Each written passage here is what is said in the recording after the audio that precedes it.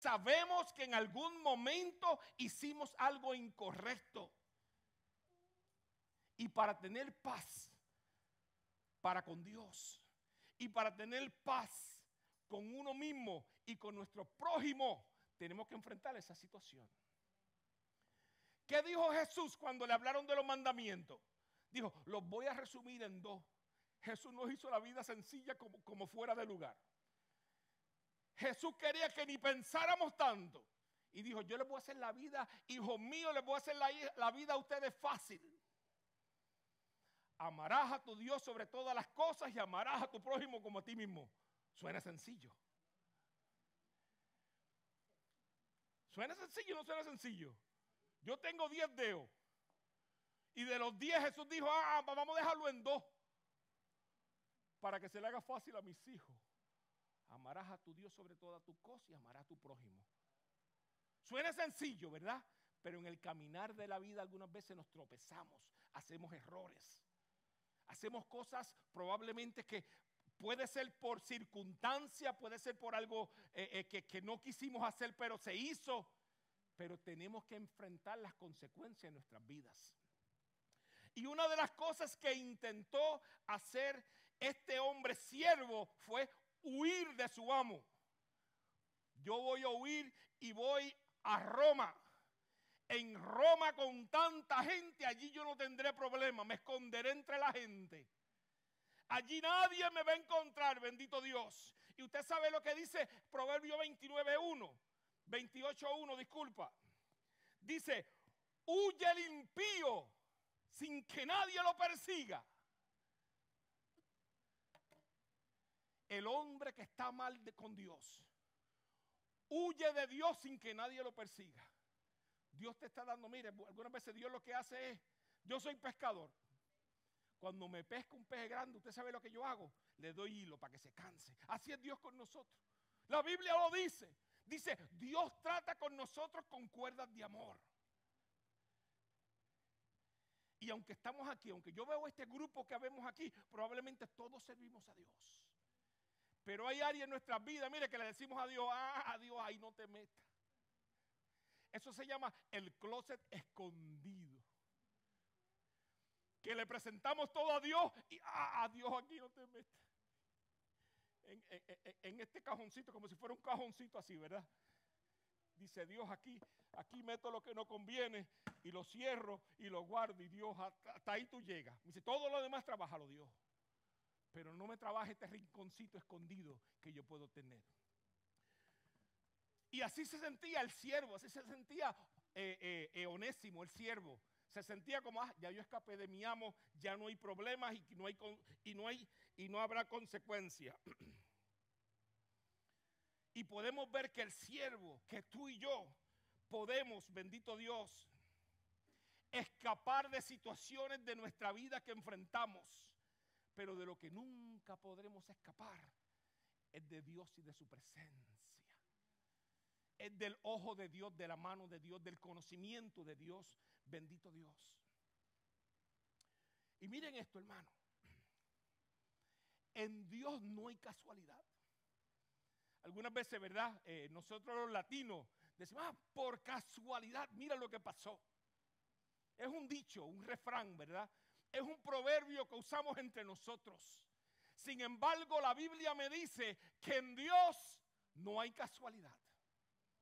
En Dios no existe tal cosa como que sucedió por circunstancias.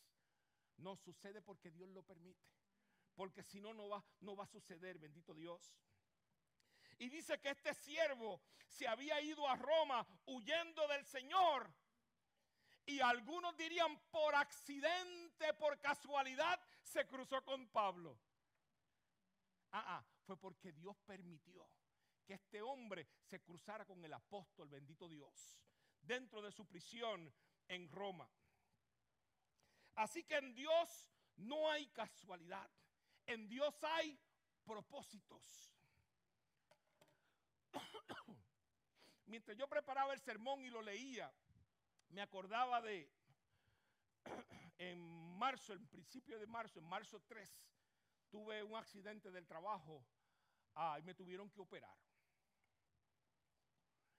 dentro de la situación aquella mañana me levanté con un dolor, fui al médico, tenían que operarme de emergencia y todo este propósito y todas estas cosas. Fui al médico, me fui a hacer unos rayos X, etcétera. Y yo le decía a Dios, ¿en qué manos yo voy a caer? Mi preocupación era, ¿en qué manos de un médico yo voy a caer? Me dice, ¿qué hacía este médico anoche? ¿Dónde estaba este hombre anoche? Dios, ponme con alguien con temor de Dios, porque, mi hermano, yo me preocupaba, porque era una operación menor, no era gran cosa. Pero yo me preocupaba quién iba a tener aquel cuchillo en su mano. Y yo le decía, Dios, estoy en tus manos. Y mira las cosas que sucedieron. Como era de emergencia, tenía que llegar a un cirujano esa misma tarde.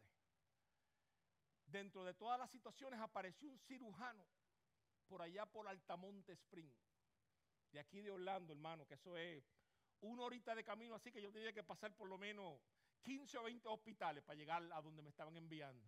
Y decía, Dios, ¿y por qué tú me envías tan lejos para allá? Lo único que decía, Dios, yo sé que yo estoy en tus manos, pero voy lejos, Dios, yo nunca he ido a aquel hospital, voy lejos. Dentro de todas las situaciones, para hacer un cuento, para hacer una historia larga, un poco corta, cuando estoy a punto de ser operado, ya preparado estoy en la cama ya, y llega la encargada de la sala de operaciones, y cuando llega, empieza lo que ellos hacen, a revisar récord, nombre, etcétera, etcétera. Y yo la veo, y veo una cara conocida, hermano, pero conocida de años, pero de muchos años. Y le digo a ella, a la joven que vino a atenderme, le digo, ¿tú eres de Puerto Rico? Me dijo, sí. Le digo, ¿eres de Canóvana? Me dice, sí. Me dice, si tú eres la hija de Pello, le pregunto, ya tú me conoces, ¿quién tú eres? Y yo le digo, mira mi récord y chequea mi nombre, mira a ver si te acuerdas. Cuando ella miró el récord y leyó mi nombre, bendito Dios, se me tiró encima y me empezó a llorar. Era una prima hermana que nos criamos desde jovencito, que hacía más de 30 años yo no veía. Y dentro de mi preocupación y mi oración a Dios, ella me dijo, tranquilo, primo, que aquí te van a atender como un rey. Yo decía, Dios, de verdad que tú tienes control de todas las cosas. En mi mente y en mi proceso, ¿verdad? Dios, me estás enviando lejos. ¿Para qué me estás enviando para acá? Y ya Dios tenía, bendito Dios, todo preparado. Me dice, tranquilo, hijo, que te van a atender como un rey, pero te tengo que llevar donde yo quiero. Yo no entendía el proceso de Dios de llegar hasta allí, pero Dios sí lo tenía. Lo que yo tenía era confianza. Que sucediera lo que sucediera, Dios tenía control. En mi mente yo decía, Dios, pero tan lejos, Dios, hay algo aquí que no cuadra, Dios. Y Dios tras bastidores, como yo siempre digo, detrás de las cortinas, ustedes han visto la obra de arte, que aquí hay una escena tremenda, y después la segunda escena abren la cortina y allá está Dios preparando la escena. Allá está Dios preparando la joven aquella que me iba a recibir, todas las cosas. Y cuando ella se me pega al oído y me da un abrazo, me dice, primo, tranquilo, te van a atender aquí como un rey. Y qué lindo que dentro de ya me estaban poniendo la anestesia, ¿verdad? Para uno irse. Y yo me fui confiando en Dios. Decía, Dios, estoy en tus manos. Y sé que, mire, y sé que hay ojos aquí abajo también velando, ¿verdad? Y qué lindo es Dios. Qué lindo que uno pueda, dentro de las circunstancias, aunque yo no entendía, Dios, ¿por qué tan lejos? Ya Dios tenía un plan perfecto. Y dentro de todas las circunstancias, cuando salgo de la sala de operaciones, escuchen esto, es que ustedes saben cuando uno está en anestesia, que como que no, como que está medio, todavía estoy ido y llegando. Y llego en la sala de operaciones y llega esta enfermera y me dice, ¿usted es el primo hermano de Charo? Yo le digo, sí. Y me dice ella entre la anestesia, hermano, levantando. Dios permitió, ¿verdad?, que pudiera haber una atención tremenda y con el siervo no hubo casualidad. Este hombre huyendo de su amo, y allá Pablo se encuentra con él. Bendito sea el nombre del Señor. Me llama mucho la atención David, el rey David. Cuando el rey David entendía que él estaba en las manos de Dios, este hombre había tenido unas experiencias tremendas con Dios, el rey David. Y mira y mira en el Salmo, cuando David comienza a adorar a Dios en el Salmo 139. Vamos a ver qué entendía David que era su Dios. Ahorita hablábamos, ¿verdad? Del Dios Nisi, del Dios Jireh, del Dios, de ese Dios que provee, el Dios de salud. David conocía bien ese Dios, porque fueron muchas las ocasiones que este hombre estuvo en peligro y Dios lo salvó. Y fueron algunas las ocasiones también que mire, que este hombre tropezó con lo que no debía. Pero Dios tuvo misericordia de él. Y dentro de la circunstancia de restauración y salvación, dentro de lo que él pasó con su salvación, mire lo que dice a David en el Salmo 139. Dice, ¿a dónde me iré de tu espíritu? Le dice a Dios. ¿Y a dónde huiré de tu presencia? Salmo 139 comenzando en el 7. Si subiere a los cielos, allí tú estás. Y si en el Seol descendiera, hiciere mi estrado, allí tú estás. Si tomare las alas del alba y habitase en el extremo del mar, aún allí tú estarás. Si dijera, ciertamente me encubriré dentro de las tinieblas, decía David, aún la noche resplandecerá y tú me verás. David decía, Dios, tú estás donde quiera. No importa la circunstancia y la condición que yo esté, Dios, allí tú estás. Estás para guardarme, estás para protegerme, estás para cubrirme. Así que tú conoces. David le expresaba a Dios en este salmo, tú conoces, Dios, todas las cosas en mi vida. Y aquel esclavo onésimo pensaba que estaba huyendo. Pero David era uno que entendía que Dios estaba en todo lugar y no había como huir de él. Jeremías 23 dice, ¿soy yo Dios de cerca solamente? ¿Se ocultará alguno, dice Jehová, en escondrijos que no lo vea?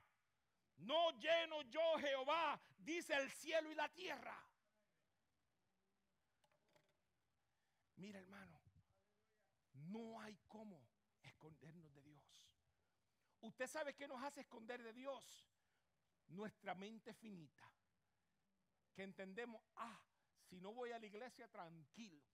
Que en la iglesia es que Dios me ve. En mi casa, en mi trabajo, en mi vecindario, en mi escuela, en mi universidad. Con mis amigos jugando el dominó, en la playa, o en el baloncesto, o en el cine. Ahí Dios no me ve. David decía, hasta en las tinieblas. Dios hace que se ilumine las tinieblas y allí Dios tú me ves. Entonces, ¿por qué ocultarle a Dios? ¿No? Podemos llegar a esa conclusión. ¿Por qué entonces esconderme de Dios? Si no hay lugar en este mundo donde esconderme. David decía más. David decía, Dios, ni en este mundo, ni fuera tampoco. No hay lugar donde esconderme de tu presencia. Y miren esto, este siervo onésimo entendía que él se estaba escondiendo de Dios. Pero Dios tiene un plan. Y en Dios no hay coincidencia, no hay casualidades. Y miren esto, antes de seguir con Filemón. Cuando David había pecado, que David miró, estaba en el lugar equivocado, en el momento equivocado. Dice la Biblia, todos los hombres valientes de David estaban en la guerra peleando. ¿Sabe qué hacía David? En el balcón de su casa cogiendo fresco. Estaba en el lugar que no debía estar. Lo mejor está en la voluntad de Dios y en el lugar que Dios quiere que nosotros estemos.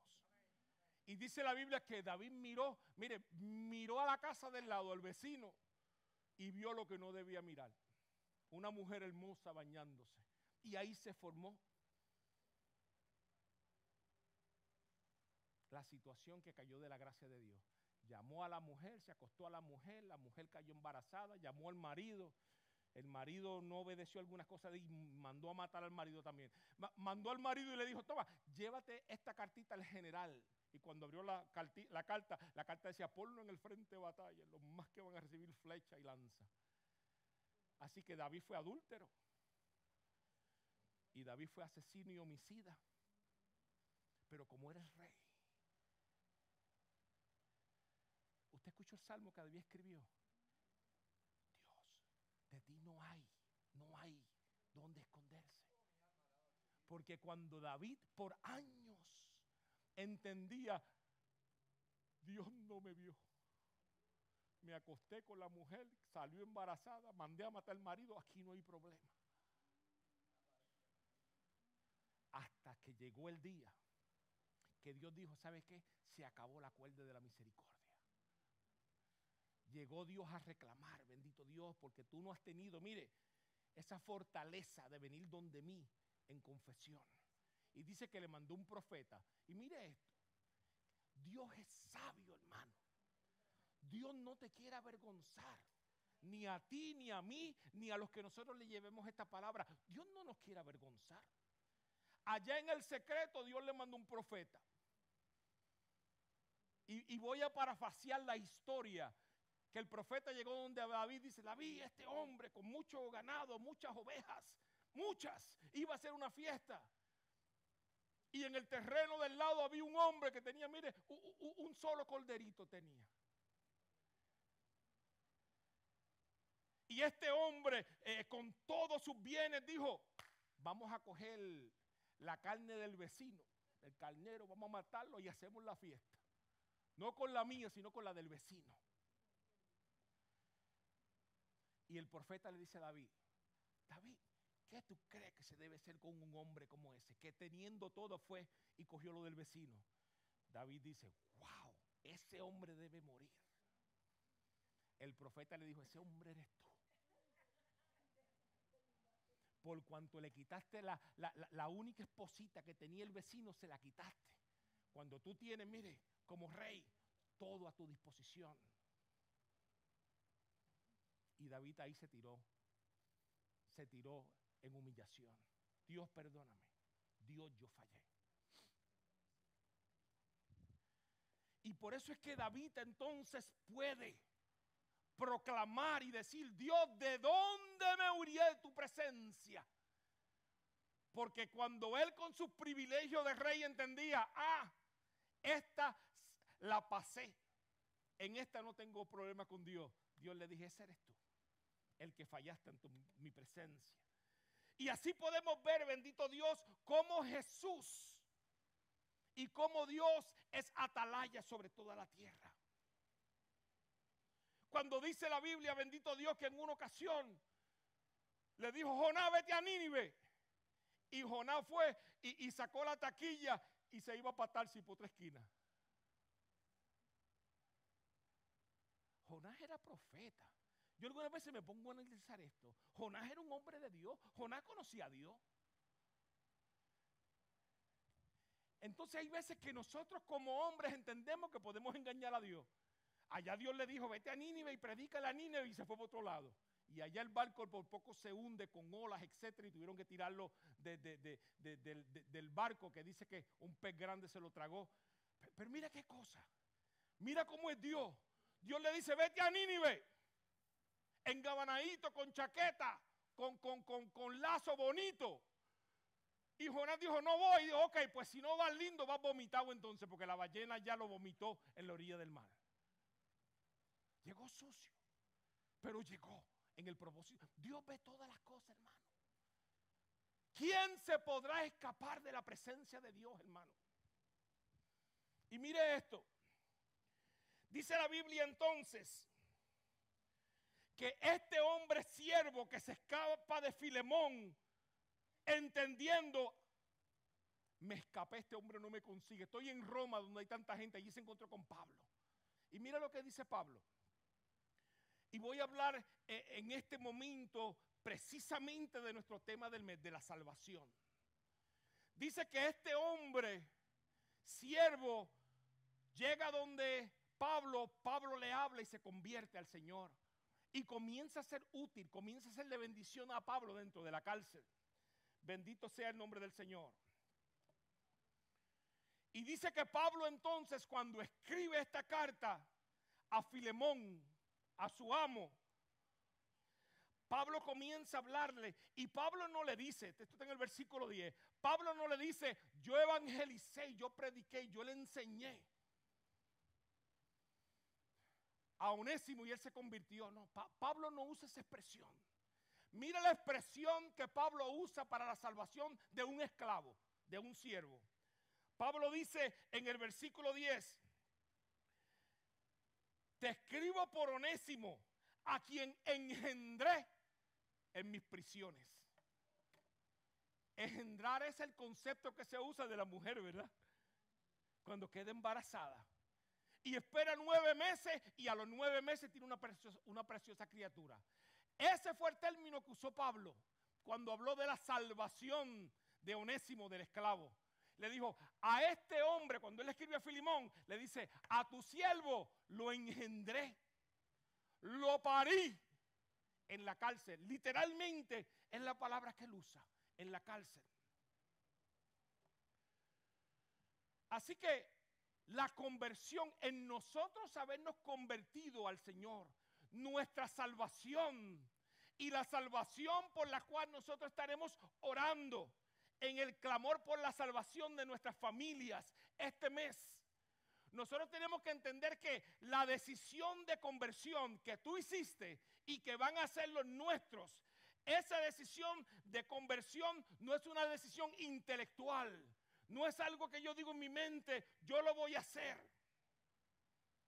sino es un nuevo nacimiento.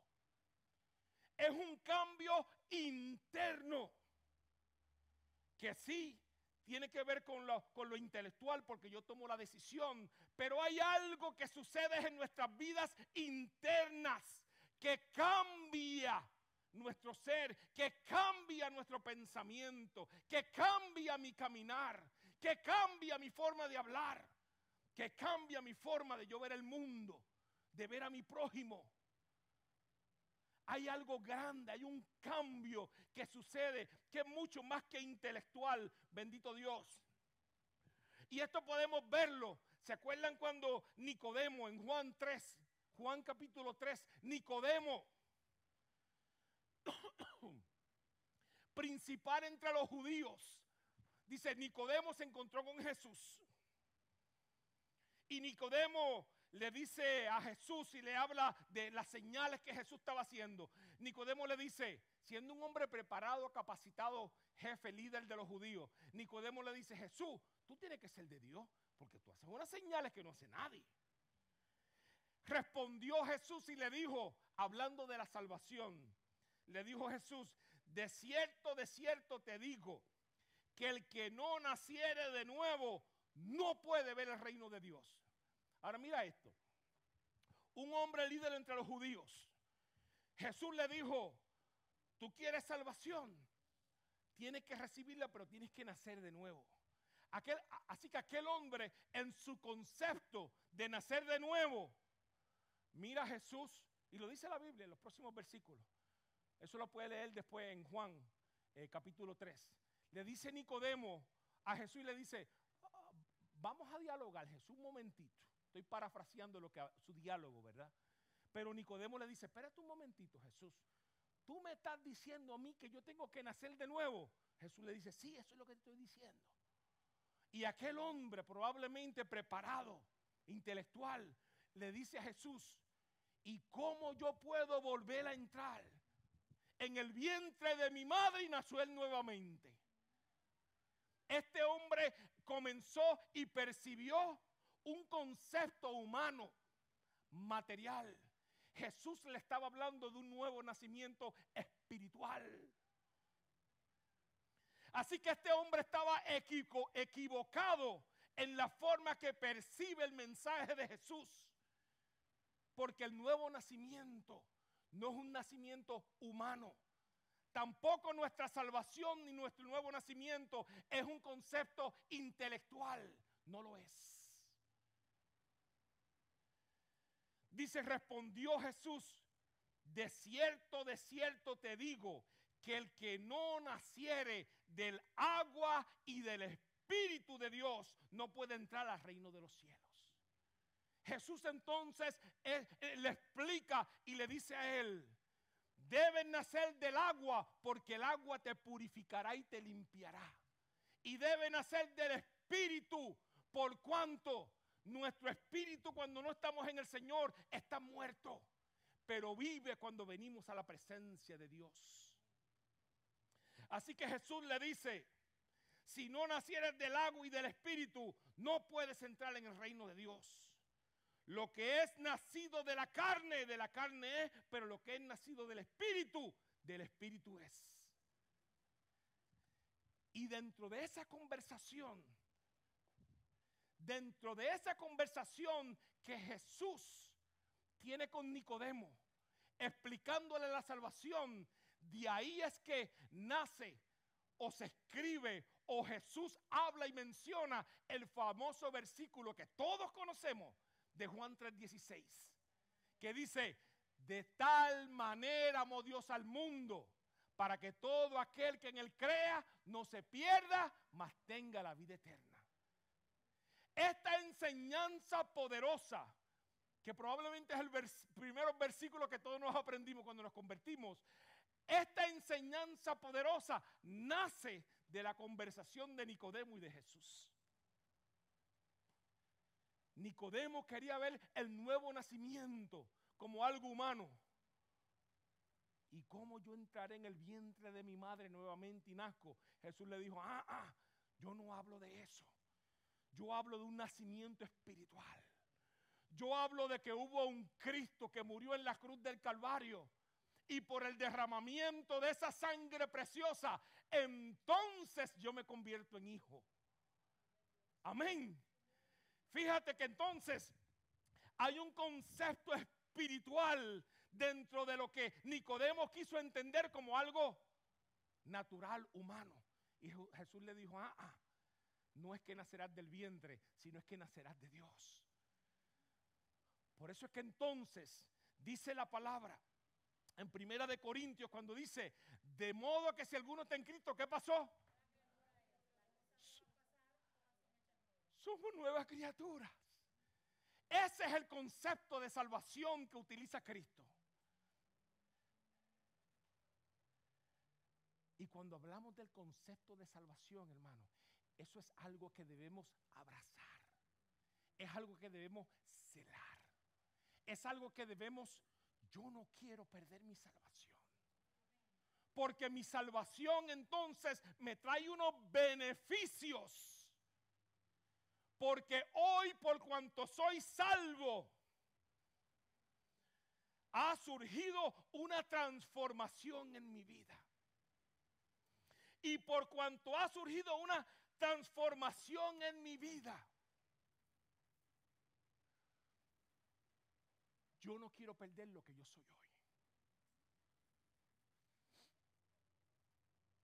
De las cosas que me acuerdo cuando me convertí, hermano, tuve un encuentro con Dios genuino. De las cosas que me acuerdo de parte de Dios en mi concepto de salvación, ¿verdad? Yo le decía a Dios, Dios, ayúdame a hablar correctamente, porque lo que hablaba por mi boca no era nada bonito. Pero mira esto, pero por cuanto fui impactado por el poder de Dios, por cuanto pasé al frente y le dije, Dios, aquí yo estoy, yo quiero cambiar. Por cuanto en ese momento yo fui transformado. Yo me acuerdo, hermano, que cuando me convertí al Señor, que fui al altar, oraron por mí, yo salí caminando y me sentía caminando en el aire. Porque dice la palabra que Dios quita todas las cargas, todo el pecado. Y yo me acuerdo que yo le decía a Dios, como te quiero servir y como quiero ser íntegro a ti, mi Dios. Yo quiero que tú me ayudes a cambiar mi hablar, Dios, porque hablo feo. Y esa era la forma que yo quería honrar a Dios. Yo me imagino que un recién convertidito, yo tenía como 23 años, que un recién convertido que le hizo eso a Dios, Dios dice, yo lo quiero ayudar. El Espíritu Santo lo va a ayudar. Bendito Dios. Así que cuando venimos a Cristo hay una transformación. Y escuchen esto. El final de ese versículo 10 de Filemón y el versículo 11, mira lo que Pablo en la carta le escribe a Filemón de su siervo. Primero Pablo le dice, ¿sabe qué? Yo engendré a este muchacho. Yo acabo de parir a este siervo. A Onésimo lo parí. Dice el versículo 10. Pero mira después lo que dice. Porque hay una transformación. Y Pablo en su sabiduría, Pablo era un hombre muy sabio. Pablo en su sabiduría le escribe y le dice, Filemón, final del versículo 10. Ahora, para ti y para mí, este hombre es útil, en el cual en otro tiempo este hombre era un inútil. Le escribe eso, principio del versículo 10, 11. Le dice, porque en otro tiempo este mismo hombre fue un inútil. La palabra onésimo, su definición es útil. Miren esto, hermano. Cuando llegamos a Dios nos convertimos en útil. Lo que era inútil, lo que no servía probablemente ni para el mundo, no servía. Venimos a Cristo y Cristo dice, ajá, este ahora es mi muchacho, este es mi hijo. Lo que era inútil en una ocasión, ahora este hombre me es útil. Tenemos que quitarnos de nuestra mente el concepto de que yo no sirvo, yo no puedo, yo no sé lo que yo puedo hacer, Dios. Si usted no sabe qué usted puede hacer, pregúnteme a mí que yo le voy a buscar qué hacer. Porque en el Señor hay para hacer. Y Pablo le escribe entonces a Filemón, y cuando le está escribiendo la carta, le dice, Filemón, yo quiero que tú recibas a Onésimo, porque este hombre ahora nos es útil. Este hombre ahora nos sirve. Es más, Pablo sigue escribiéndole a Filemón y le dice, Filemón, yo porque te respeto. Pablo es tremendo. Pablo dice, pero yo a ti te puedo mandar. Yo a ti te puedo decir qué hacer. Me dice, pero por cuanto te respeto, te estoy hablando porque soy anciano, le dijo. Y por cuanto soy anciano, te estoy pidiendo que tú recibas a este hombre. Porque hoy el hombre que te envío es muy distinto al hombre que huyó de tu casa. Este hombre huyó siendo inútil, sirviendo para poco, para nada, pero hoy te lo envío como una gran ayuda. Y lo que enseña la carta de Filemón es que la salvación transforma. La salvación cambia. El mismo Robert de hace 30 años atrás, antes de convertirse, no es el mismo de ahora. Hoy, por la gloria, por la gracia y por la misericordia de Dios, soy un hombre de altar. Porque Dios me alcanzó con su misericordia. Y lo que probablemente no servía hace 30 años atrás, hoy sirve para la gloria de Dios. Y ese es Dios. El Dios que transforma, el Dios que cambia. Dice la Biblia que el pecado inutiliza, pero Cristo limpia y te hace útil.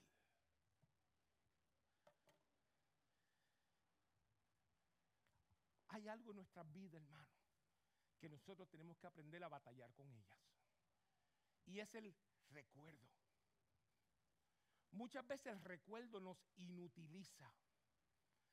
Hay veces, dice la Biblia, ¿verdad? Uno de los profetas dice que sí, que si uno va donde Dios y le dice a Dios, Dios, mira, de algo que ya nos arrepentimos hace muchos años, Y si regresamos donde Dios y le decimos, Dios, mira esta carga, mira lo que pasó hace 20 años atrás. Dios nos dirá, yo no me acuerdo. Porque tu pecado, hijo mío, yo lo puse en un saco, lo amarré bien y lo tiré al fondo del mar. Así que Dios no tiene recuerdo de aquellos que ya hemos pedido perdón. No lo tiene, porque nos limpió. A través de la sangre. Ahora, cuando Dios te mira a ti, cuando Dios me mira a mí, dice la palabra, Dios me mira. Usted sabe cuando no vemos bien que ponemos una lupa. ¿Han visto la lupa, verdad? Lupa es, sé que habemos de muchos lugares aquí, quiero explicar, lupa es un cristal que tú miras y amplifica, ¿verdad? Así que cuando Dios te mira a ti y Dios me mira a mí, Dios me mira a través de una lupa. Y esa lupa es la sangre de Cristo. Así que cuando Dios me mira, Dios me ve santificado. Dios me ve limpio. Y si yo voy ante Dios y le digo, Dios, ¿te acuerdas de aquello de hace 15 años atrás? Dios me dice, yo no tengo recuerdo de eso, porque ya eso se limpió con la sangre de Cristo. Así que Dios quiere decir con esto, si en algo tú has fallado, si en algo yo he fallado, tengo de las bendiciones más grandes que existen en este planeta Tierra. Les voy a hacer una pregunta. ¿Cuántos de nosotros tenemos un abogado personal?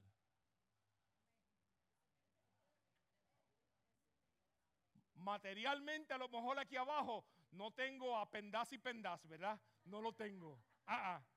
No lo tengo. Pero usted sabe a quién yo tengo. Tengo a Cristo. Así que en el momento que yo voy a Dios y le digo, Dios, perdona esta falta. Dios a través de la lupa que es Cristo, bendito Dios, me mira y me dice, estás cubierto con la sangre de Cristo, hijo mío. Yo te perdono. No me traigan más ese recuerdo porque ya yo te perdoné. Y hay veces que en nuestra vida seguimos caminando y seguimos cargando, bendito Dios, el peso del pecado, el peso de aquello que se hizo, el peso de la ofensa que recibimos en 10 años atrás. Dios quiere que en nuestra vida dejemos atrás, deja atrás todo lo que ya Dios te perdonó. Porque Dios dice, te ha hecho nueva criatura. Si te hizo nueva criatura, significa que aquello viejo ya no cuenta. Es hoy. Hoy tienes oportunidad de venir, hermano. Y ¿sabe algo? Tienes un abogado personal. Y lo mejor de eso, hermano, que si vas a Pendas, te manda una factura. Cristo te manda una factura y te dice, por mi misericordia, por el amor de Dios. Esa es la factura de Dios para con nosotros. Bendito Dios. Así que nosotros somos transformados en Dios. Bendito sea el nombre del Señor. Y termino con esto, hermano.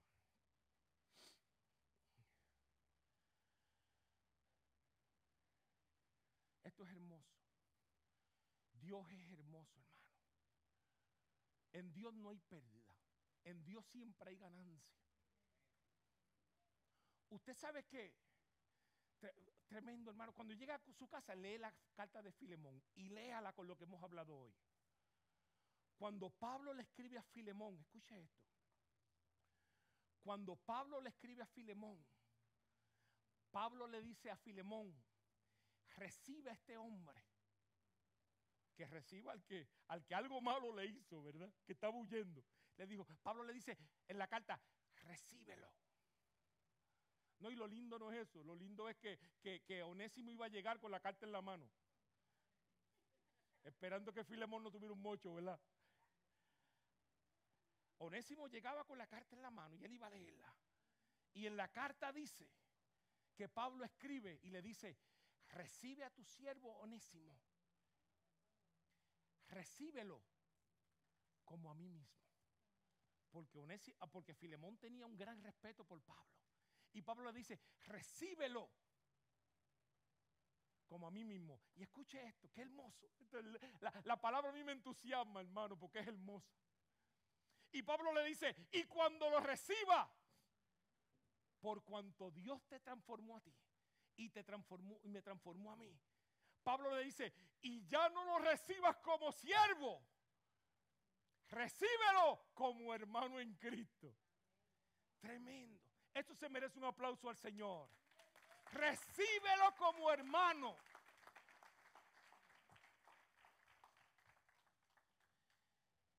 Esa es la salvación que restaura.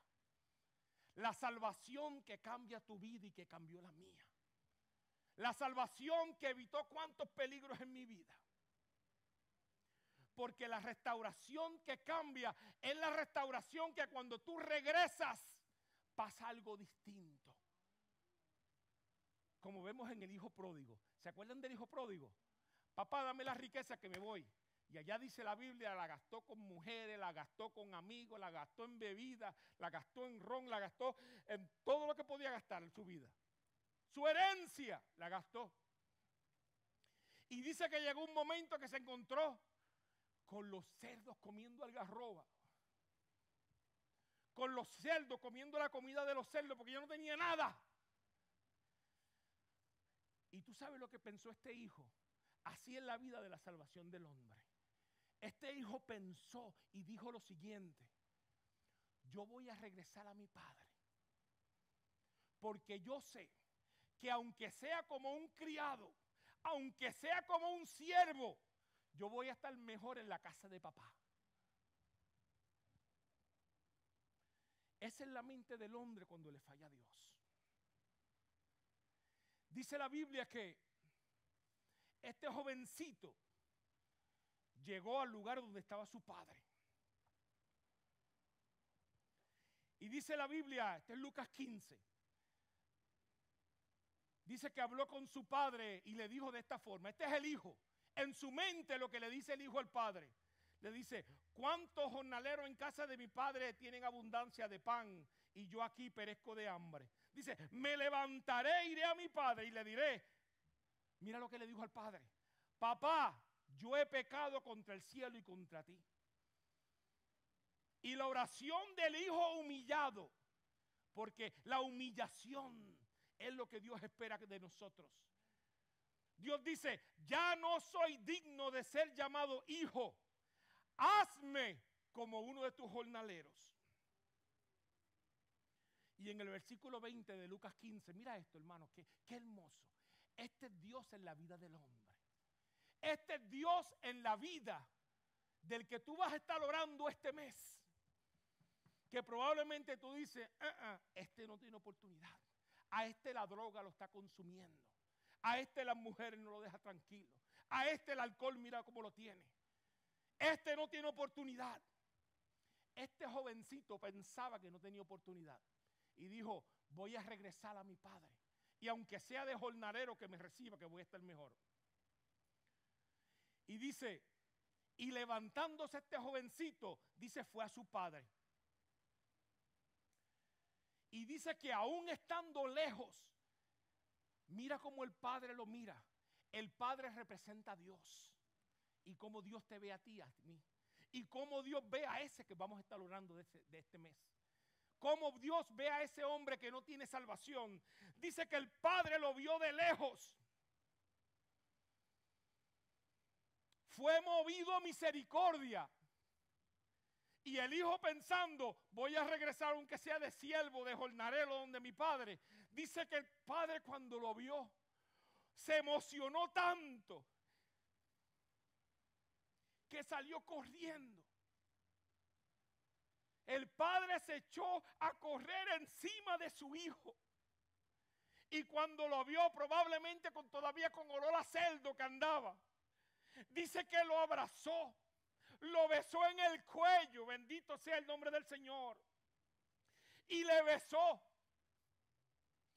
Y el hijo le dijo: padre, yo he pecado contra ti. Ya no soy digno de ser llamado tu hijo. Y el padre le contesta y le dice: ha regresado mi hijo amado.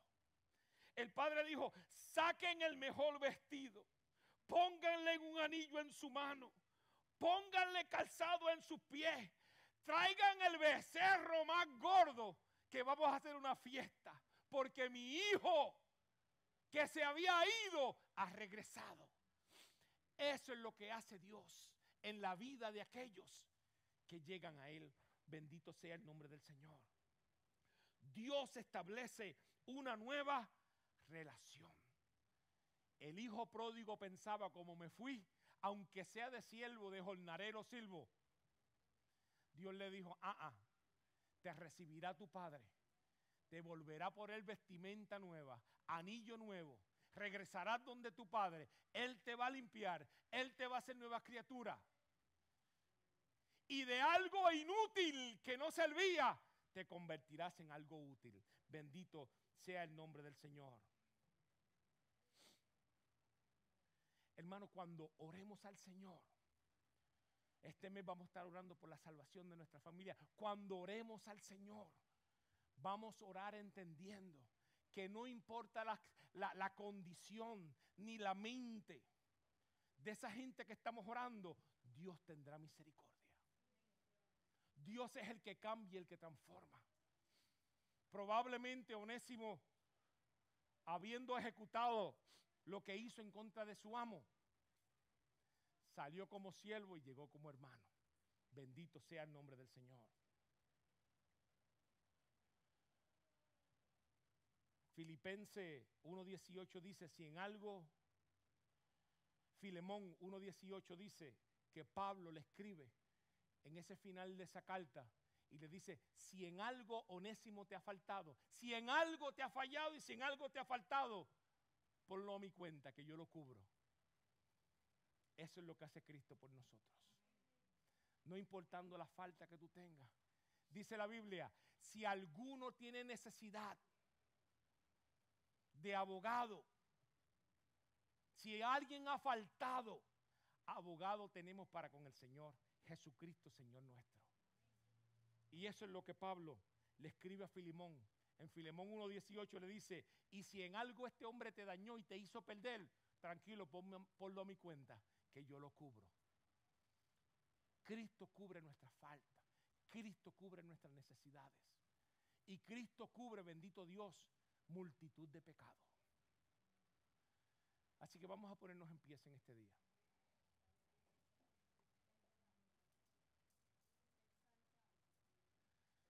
La historia de Onésimo ilustra la conversión de un hombre. Onésimo, huyendo de su amo, se halló con Pablo, que lo dirige a la salvación, y fue devuelto a su amo, no como esclavo, sino como hermano. Y le dijo, cualquier cuenta pendiente, yo me hago a cargo de ella. Así también Cristo, hermano. Entienda que cuando estemos orando por nuestra familia, si hay alguno aquí que necesita, verá, salvación, estamos para orar. Creo que todos somos de la casa. Pero de la misma forma en que vemos la historia de Filemón y de Onésimo, así también el pecador anda huyendo de Dios, se encuentra con Cristo, el cual le trae salvación. Y Cristo nos devuelve de algo inútil, nos hace útil. Y cualquier deuda vieja, dice la palabra, Cristo se hizo a cargo de ella. Yo voy a orar en este día. Y mi oración principal en el altar hoy, si hay alguno enfermo que necesita oración por salud, vamos a orar. Pero mi oración en este día es por aquellos que vamos a estar orando este mes, por salvación. Si hay alguno entre nosotros que necesite salvación, oramos. Pero este mes lo proclamamos el mes del clamor por la salvación. Y vamos a estar orando por aquellos que amamos. Se les dio una hoja para que llenen, hermano, y la depositen en esta caja de peticiones. Que nos comprometemos a orar día a día, por estas peticiones. Pero yo quiero que en este día, usted en representación de esas personas que van a orar, yo quiero comenzar y hacer una oración hoy. Yo quiero que usted hoy pase al frente y que usted sea punto de contacto por esos hombres y mujeres que vamos a orar por salvación. Dios quiere de lo inútil, de lo que es inútil, Dios quiere ser útil. De lo que no sirve, Dios quiere hacer que sirva. De lo que el hombre dice es imposible, Dios dice es posible. Así que yo quiero orar. Yo quiero, iglesia, pase aquí al frente. Vamos a pasar al frente. Yo quiero que usted sea punto de contacto de aquellas vidas que usted va a estar orando. Si ya llenó su hoja de peticiones por salvación, mire, métalo en esta cajita. Si no lo ha hecho, hágalo ahorita. Pero yo voy a comenzar por esta oración de salvación. Dice la palabra lo siguiente, hermano. Dice la palabra lo siguiente. Cuando aquel hombre carcelero se iba a suicidar porque Pablo pensaba que se había escapado de la cárcel, él le dijo y le prometió: tú y tu casa serán salvos. Y yo quiero orar en base a la salvación de nuestras vidas. Yo quiero orar en base a la salvación de lo que Dios va a hacer este mes en estas oraciones y en estas peticiones. Cójanse de las manos, hermano. Vamos a orar. Cójanse de las manos.